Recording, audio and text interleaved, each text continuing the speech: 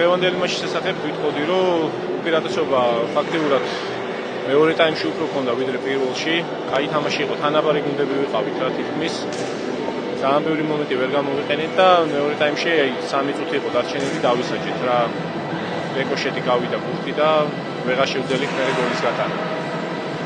რა ვიცი, მე მგონი ნაკრებმა მთლიანობაში კარგად ვითამაშეთ. ტრენერის ყველანაირი დავალება შევასრულეთ, განდაკულები, ყველაფერი კარგად იყო, უბრალოდ არ გაგვიმართა.